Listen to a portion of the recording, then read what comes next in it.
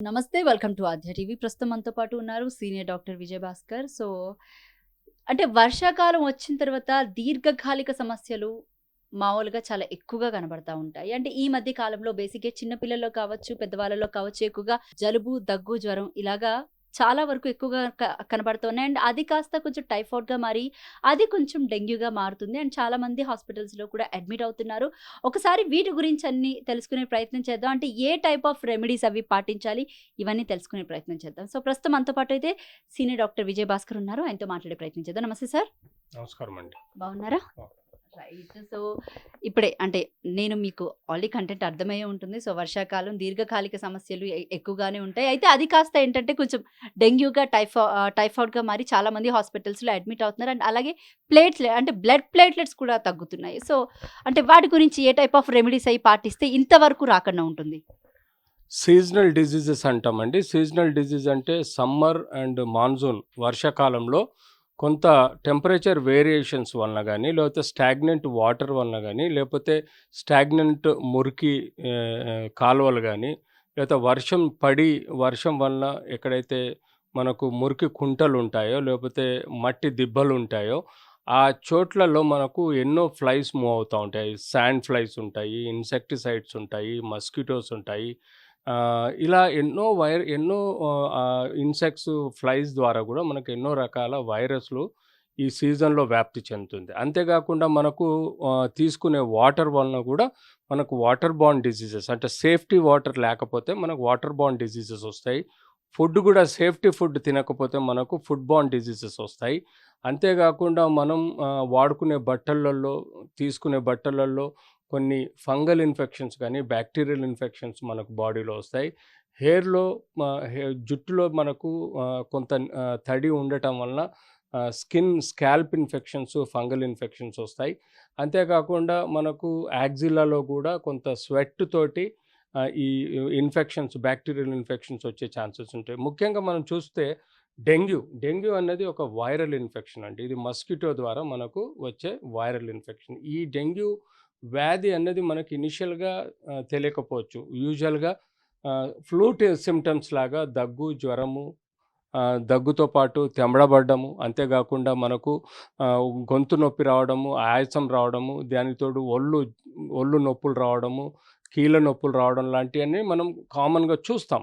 వాటిని యూజువల్‌గా ఈ కాలంలో పిల్లలకు గానీ, అడల్ట్స్ గానీ మనం యూజువల్‌గా వైరల్ ఫీవర్ కాదు, ఏదో జలుబు లాంటి ఒక కోల్డ్ ఫీవర్ లాంటిది అనుకుంటాం. కానీ స్పెసిఫిక్‌గా మనకు ఈ మధ్య కాలంలో వాళ్ళని కంటిన్యూయస్‌గా 102, 103 టెంపరేచర్ పెరగడము, కంటిన్యూయస్‌గా టెంపరేచర్ ఈ పారాసెటమాల్ యేసుకున్నా గూడా తగ్గకపోవడం, యాంటీ అలర్జిక్స్ యేసుకున్నా తగ్గకపోవటం వలన మళ్ళీ మనం ఫర్దర్ డబ్ల్యూబీసీ కౌంట్ చూస్తే మనకు బాడీలో ప్లేట్లెట్ కౌంట్స్ 4,00,000 ఉండాల్సింది సడెన్‌గా 60,000, 40,000, 20,000 లాగా పడిపోతూ వస్తున్నాయి. దీన్నే మనం డెంగ్యూ ఫీవర్ అంటాం.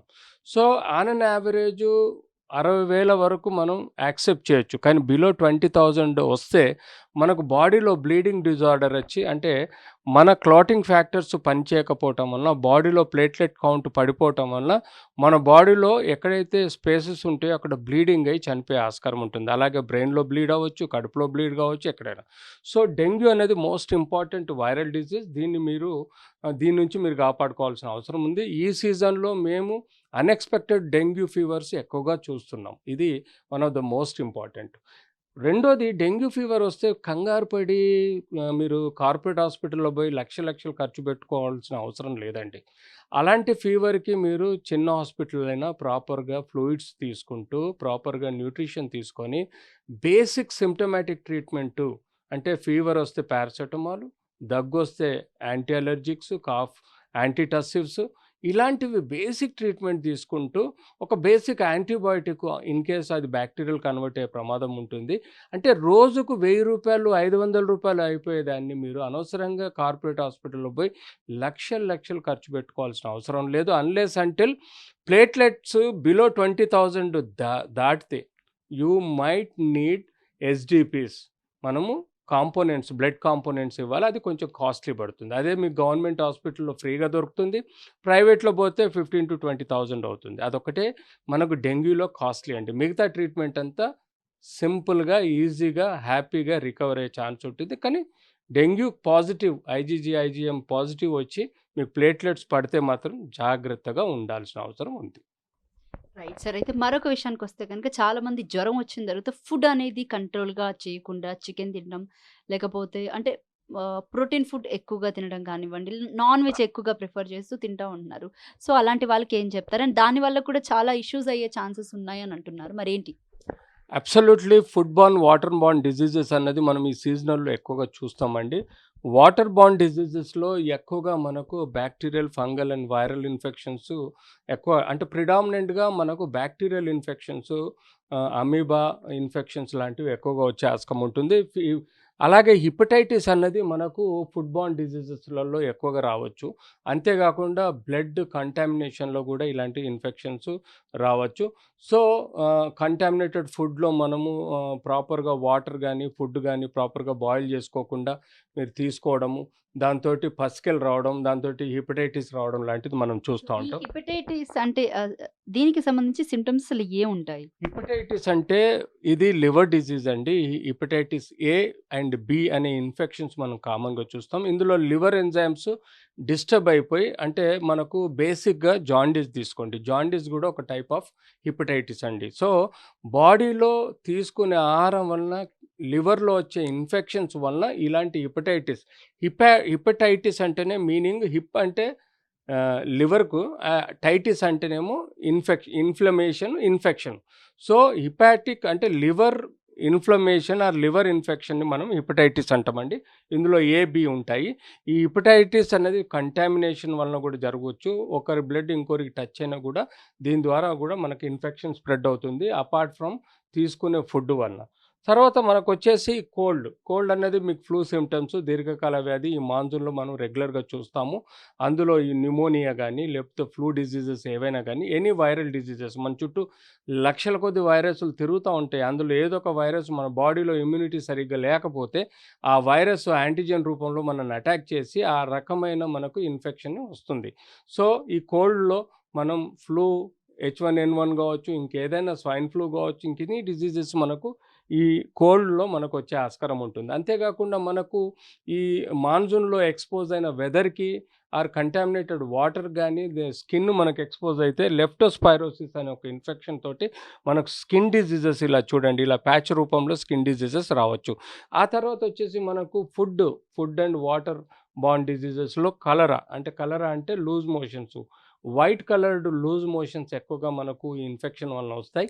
ఇది బాక్టీరియల్ ఇన్ఫెక్షన్‌గా భావించుకొని దీన్ని మనం యాంటీ బాక్టీరియల్ మెట్రోజిల్ గానీ, ఆర్ ఓఫ్లాక్సిన్ గానీ ఇలాంటివి ఇచ్చి ఐవీ ఫ్లూయిడ్స్ ఎక్కువగా ఇచ్చి వీళ్ళు బాడీలో ఉండే ఫ్లూయిడ్ ఎలక్ట్రోలైట్స్ కూడా ప్రాపర్‌గా మేనేజ్ చేయగలిగితే మనం ఈ సీజన్‌లో ఈ డిసీజెస్‌ని మేనేజ్ చేయగలుగుతాము. ఎలాంటి రిస్క్ ఉండదు. కానీ సివియర్ డీహైడ్రేషన్‌లో పోయి ఎలక్ట్రోలైట్ ఇంబాలెన్స్ అయితే మాత్రం ఈ కలరా గూడా లీడ్స్ టు డెత్ కాబట్టి బీ కేర్‌ఫుల్. సరే, అయితే మరొక విషయానికొస్తే గనక, ఈ మధ్య కాలంలో జ్వరం వచ్చినా, దగ్గొచ్చినా, జలుబొచ్చినా కూడా దాదాపు అది 15, 20 రోజుల నుంచి కంటిన్యూ అవుతానే ఉంటుంది. అలాగే టెంపరేచర్ కూడా హై అవ్వడం, లో అవ్వడం, హై అవ్వడం, లో అవ్వడం. సో, ఇలా అవ్వడమే కాకుండా ప్లేట్లెట్స్ కూడా పడిపోయిన తర్వాత ఈ డెంగ్యూ, టైఫాయిడ్ కాకుండా అది కోవిడ్‌గా దారితీస్తుంది అని విన్నాం మేము. సో, అది ఎంత వరకు అంటే నిజంగానే ఇంకా కోవిడ్ జనాల్లో వ్యాప్తి చెందుతుందా? ఏంటి పరిస్థితి? అంత ఎక్కువగా ఉందా?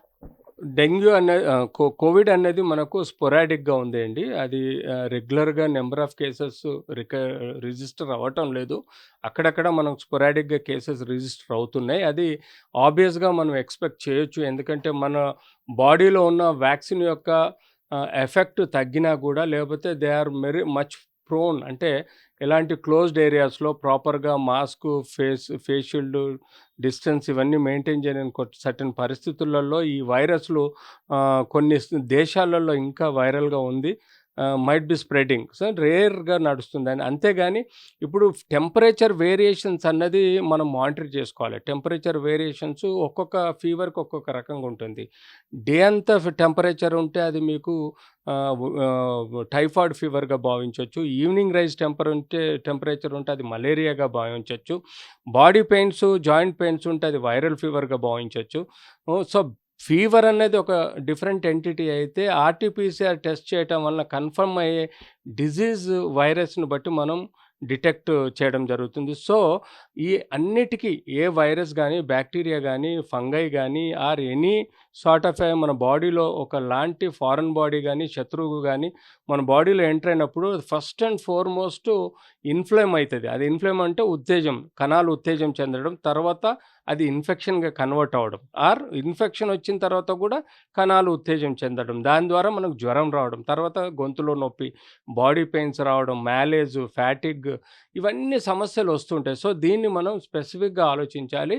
అన్‌లెస్ అంటిల్ ఇది ప్రూవెన్ డయాగ్నోస్టిక్ టూల్ తోటి ప్రూవెన్ కానిది దాన్ని కోవిడ్ అనేది లేదంటే డెంగ్యూ అనేది చెప్పలేం. కానీ ఎక్కువ శాతం ఇప్పుడు మనకు కొన్ని ఫ్లూ డిసీజెస్ డెంగ్యూగా కన్వర్ట్ అవుతున్నాయి. బట్ కోవిడ్ అనేది వెరీ రేర్‌గా, స్పోరాడిక్‌గా కొంతమందిలో మనం చూస్తున్నాం. Right sir. అయితే మరొక విషయానికొస్తే గనక చిన్న పిల్లలు గానీ, గర్భిణీ స్త్రీలు గానీ, లేకపోతే స్కూలుకెళ్ళే పిల్లలు గానీ, వీళ్ళంతా ఏ టైప్ ఆఫ్ అంటే ఎలాంటి జాగ్రత్తలు అంటే తల్లిదండ్రులు వీళ్ళ పట్ల జాగ్రత్తలు ఎలా తీసుకోవాలంటారు? ఎందుకంటే చిన్న పిల్లలకి బేసిక్‌గా జ్వరం కానీ, దగ్గు కానీ ఏదైనా వస్తే అంత ఈజీగా తగ్గవు. సో, వాళ్ళకి ఈజీగా ఒక 20 డేస్, 25 డేస్ అది కంటిన్యూయస్‌గా నడుస్తా ఉంటుంది. అండ్ చాలా వరకు ఏంటంటే యాంటీబయోటిక్స్ ఎక్కువ ఇస్తా ఉంటారు. సో, ఏంటి? అబ్సల్యూట్‌లీ పిల్లలకి ఎక్కువగా స్కూళ్ళల్లో ఎక్స్‌పోజ్ అయ్యేది ఫ్లైస్ అండి. హౌస్ ఫ్లైస్ ఉంటాయి, శాండ్ ఫ్లైస్ ఉంటాయి, మస్కిటోస్ ఉంటాయి, ఇన్సెక్టిసైడ్స్ ఉంటాయి. వీటి వలన వాళ్ళు ఎక్కువగా ఇన్ఫెక్షన్స్‌కు హ్మ్, హ్మ్, అయ్యే ఆస్కారం ఉంటుంది కాబట్టి వాళ్ళకి టోస్ నుంచి హెయిర్ వరకు ప్రొటెక్టివ్ గ్లోవ్స్ గానీ, ప్రొటెక్టివ్ క్లోత్స్ గానీ ఫస్ట్ అండ్ ఫార్‌మోస్ట్ జాగ్రత్తగా ఉండాలండి. రెండోది వాళ్ళు సేఫ్ డ్రింకింగ్ వాటర్ అట్‌లీస్ట్ వాటర్‌ని కాచి వడబోచి తాగడం నేర్చుకోవాలి. అట్‌లీస్ట్ ఆర్‌ఓ వాటర్ గానీ, మినరల్ వాటర్ గానీ తీసుకోవడం నేర్చుకోవాలి. ఫుడ్‌ని వేడిగా బాక్సులలో ఉన్నప్పుడే కన్జ్యూమ్ చేయాలండి. చల్లగా అయిన తర్వాత ప్రిఫరబ్లీ అవాయిడ్ చేయాలి. ఎందుకంటే దానిలో సోర్స్ ఆఫ్ బ్యాక్టీరియా ఫార్మ్ అవ్వడానికి ఎక్కువగా ఉంటుంది. కంటామినేటెడ్ బయటి వాటర్ ముట్టుకోకూడదు. ట్యాప్ వాటర్ ముట్టుకోకూడదు. ఎక్కడైతే గ్రౌండ్‌లలో పిల్లలు ఆడుకుంటారో అక్కడ వీలైనంత వరకు ప్రొటెక్టివ్ ఏరియాలో ఉండాలి. ఫ్లైస్ గానీ, మస్కిటోస్ ఉన్న చోట్లలో యాజమాన్యం కేర్ తీసుకొని మస్కిటోస్ లేకుండా చూసుకోవడం. వీలైతే స్కూళ్ళల్లో నెట్స్ పెట్టేసి స్కూల్ విండోస్ గానీ, డోర్స్‌కి గానీ నెట్స్ పెట్టి ఎలాంటి ఫ్లైస్ గానీ రాకుండా లోపల చూసుకోవాలి. ఫుడ్ షేరింగ్ చాలా కేర్‌ఫుల్‌గా ఉండాలి. బయటి ఫుడ్డు మనం బయట స్కూల్స్ బయటుండే ఫుడ్డు అన్నెసెసరీలీ ముట్టుకోవద్దండి. ఎలాంటి ఫుడ్ తీసుకున్నా అది కంటామినేషన్ కిందకి పోయి పిల్లల ఆరోగ్యం చెడిపోయే ఆస్కారం ఉంటుంది. స్పెషల్లీ పిల్లలు ఎవరైతే కోల్డ్, కాఫ్ తోటి సఫర్ అయితుంటారో వాళ్ళని వీలైనంత వరకు లీవ్ ఇచ్చేసి వాళ్ళని ఇళ్లల్లోనే ట్రీట్మెంట్ తీసుకోమని చెప్పాలి. పిల్లలతో కలిసి ఉండేటట్టు, కంటామినేషన్ వచ్చేటట్టు ఉంచకూడదు. స్పెషల్లీ పిల్లలు స్విమ్మింగు ఈ సీజన్‌లో పోకూడదు. స్విమ్మింగ్ తోటి స్కిన్ డిసీజెస్ లాంటివి, హెయిర్ డిసీజెస్ వచ్చే ఆస్కారం ఉంటుంది. అంతేగాకుండా రోజు వార్మప్ అయ్యి ఎక్సర్సైజ్ చేస్తూ పిల్లలు ఆటలాడుకుంటే చాలా వార్మప్ వలన గూడా బాడీలో ఒక టెంపరేచర్ క్రియేట్ అయిపోయి ఈ కోల్డ్ డిసీజెస్, మాన్సూన్ డిసీజెస్ రాకుండా కాపాడుకోవచ్చు. Right sir. Thank you sir. Thank you so much sir. So, ఇది సీనియర్ డాక్టర్ విజయభాస్కర్ గారు చెప్తున్నటువంటి అంశాలు. సో, ముఖ్యంగా జాగ్రత్తలంటే ఈయన చెప్పిన జాగ్రత్తలన్నీ పాటిస్తే ఈ డెంగ్యూ నుంచి కానీ, మలేరియా నుంచి కానీ, టైఫాయిడ్ నుంచి కానీ, లేకపోతే వైరల్ ఫీవర్ నుంచి కానీ అన్నిటికి కూడా కొంచెం తక్కువ గ్యాప్‌లో ఉపశమనం దక్కుతుందని చెప్పేసని చెప్తున్నారు. రైట్. Thank you.